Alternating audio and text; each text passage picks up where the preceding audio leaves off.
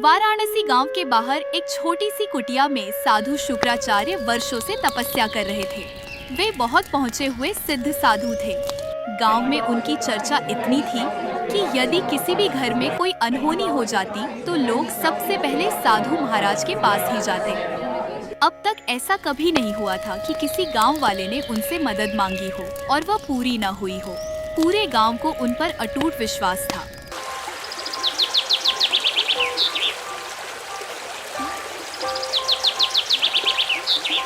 एक दिन जब साधु शुक्राचार्य अपनी कुटिया में बैठकर गहन ध्यान में लीन थे और भोलेनाथ का जाप कर रहे थे, तभी गांव का मुखिया और उसकी पत्नी उनके पास पहुंचे। जय हो महाराज की।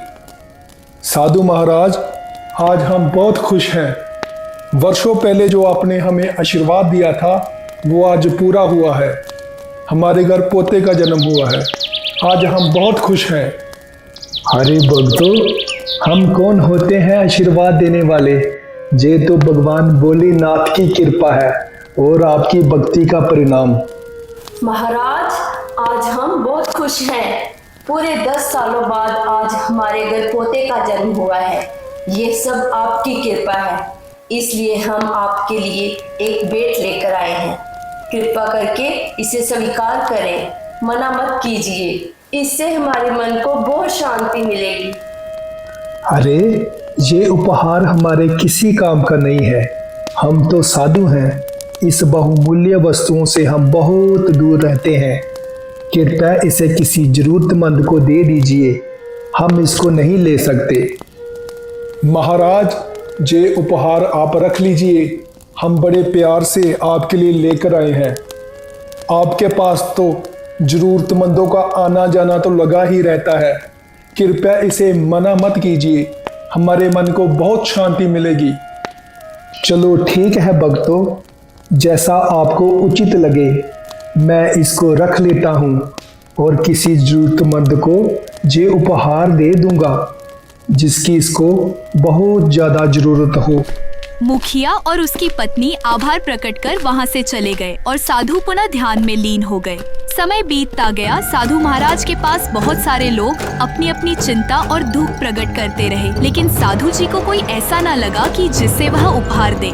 एक दिन 3 युवक राम, किशन और शिवा साधु महाराज के पास आए। वो बचपन के दोस्त थे। उन्होंने अपनी जिंदगी में काफी काम किए लेकिन कोई फायदा नहीं हुआ। पर अब वे बहुत ही दुखी परेशान थे। वो कोई भी काम करते लेकिन उस काम में उनको सफलता नहीं मिलती। अब हाल यह हो गया था कि उनके घर वालों ने भी उन्हें घर से निकाल दिया था।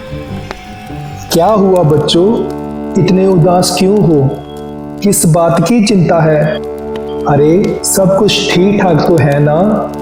महाराज, हमारे पास कोई काम नहीं है। बहुत मेहनत भी कर ली है लेकिन अभी तक सफलता नहीं मिली। अब हमें तो लगता है कि हमारी किस्मत ही खराब है। अब तो घर वालों ने भी हमें घर से निकाल दिया है। कृपया हमें मार्ग दिखाइए।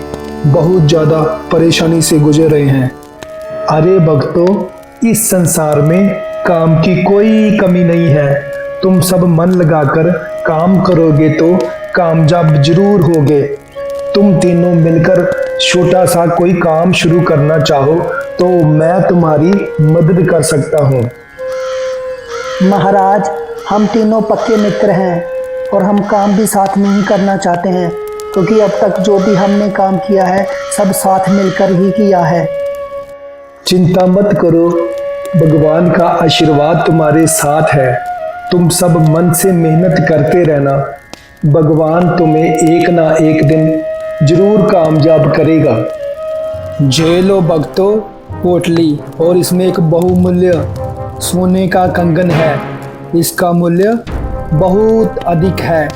इसे बेचकर तुम अपना व्यापार शुरू कर सकते हो, लेकिन ध्यान रहे लालच मत करना और मिलजुल कर काम करना, क्योंकि ये कंगन बहुत बेशकीमती है।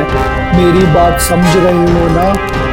महाराज, हम वचन देते हैं कि हम इसका उपयोग सही ढंग से करेंगे और हम मिलजुल कर काम करेंगे। तीनों दोस्त शहर की ओर चल पड़े और मन ही मन वो सब बहुत खुश थे। चलते चलते शाम हो गई और वे एक पेड़ के नीचे बैठकर विश्राम करने लगे।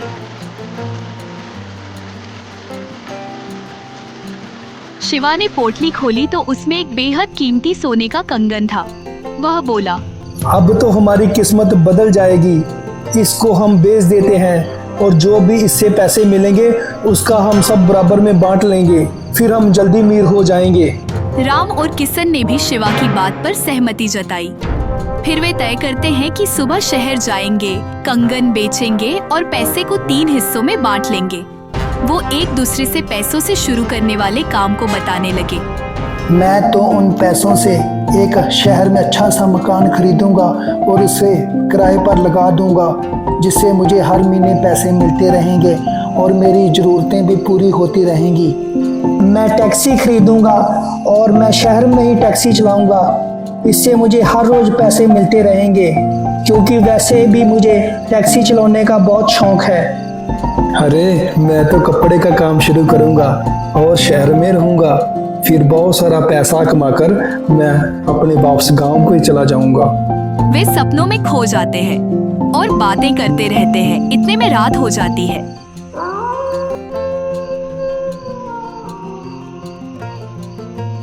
सुबह होते ही राम और किशन शिवा से कहते हैं, अरे शिवा, तुम गांव से जल्दी से कुछ खाने के लिए लेकर आओ। तब तक हम दोनों नदी से पानी भरकर ले आते हैं, क्योंकि यहाँ से नदी भी बहुत दूर है। फिर बाद में हमें शहर भी जाना है।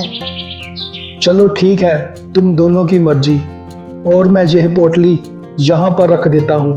वैसे भी अभी शहर जाना मुश्किल होगा, क्योंकि दुकानें अभी खुली नहीं होगी।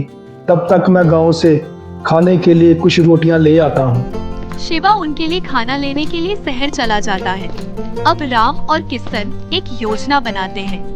अरे किशन, मैं सोच रहा था कि यदि ये पोटली हम दोनों की हो जाए तो हमारे पास ज़्यादा पैसा आ जाएगा, तो हम ज़्यादा कुछ खरीद सकेंगे। क्या तुम मेरी बात से सहमत हो? मैं तुम्हारी बात समझा नहीं कि तुम क्या कहना चाहते हो। अरे साफ साफ बताओ ना, क्या कहना चाहते हो? अरे मेरे कहने का मतलब है कि शिवा को हम जब गांव से वो खाना लेकर वापस आएगा तो उसे हम मार देंगे, जिससे उसका हिस्सा भी हमारा हो जाएगा। यार राम, यह तो सही नहीं है, पर मुझे अब पैसा दिख रहा है। अब चाहे कुछ भी हो जाए, मुझे ये सब करना मंजूर है। हम ऐसा ही करेंगे। दोनों शिवा के लौटने तक उसका इंतजार करते हैं। तब तक राम किशन को नदी से पानी भरने के लिए कहता है। अरे किशन, शिवा के आने से पहले तुम जल्दी से नदी से पानी भरकर लेकर आओ। तब तक मैं पोटली के पास रहता हूँ। किशन राम की बात मान जाता है और नदी से पानी भरने के लिए चला जाता है। किशन पानी भरकर जल्दी से आ जाता है। जब शिवा वापस आता है तो राम और किशन शिवा पर हमला कर देते हैं। सिर पर डंडा लगते ही शिवा घायल हो जाता है। अरे सही कहा तुमने, अब तो हम बहुत मालामाल हो गए हैं। ये पोटली तो हमारी है, शिवा का हिस्सा भी हमारा हुआ। चलो अब हम जल्दी से खाना खा लेते हैं, मुझे बहुत ज़्यादा भूख लग रही है। अरे नहीं नहीं, तुम खा लो, मुझे भूख नहीं है। जब मैं पानी भरने के लिए नदी में गया था तो वहाँ पे मैंने काफ़ी फल खाए हैं, अब मुझे भूख नहीं है। राम खाना खाता है, पर कुछ ही देर में वो बेहोश हो जाता है, क्योंकि शिवा और किशन ने भी एक योजना बनाई थी कि जब शिवा खान लेने के लिए गांव में जाएगा और उस खाने में जहर मिला देगा, जिससे राम मर जाएगा और दोनों आपस में वो कंगन को बेच देंगे, जिससे वो आमिर हो जाएंगे और खूब सारा पैसा कमाएंगे। लेकिन शिवा को किशन के बारे में नहीं पता था कि वो उसके साथ धोखा करेगा। इसे कहते हैं एक तीर से 2 निशाने करना।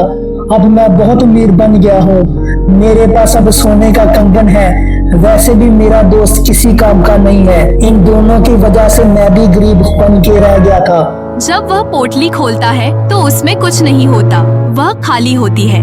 किशन यह देखकर हक्का बक्का रह जाता है। उसको समझ में नहीं आया कि उसके साथ क्या हो गया है।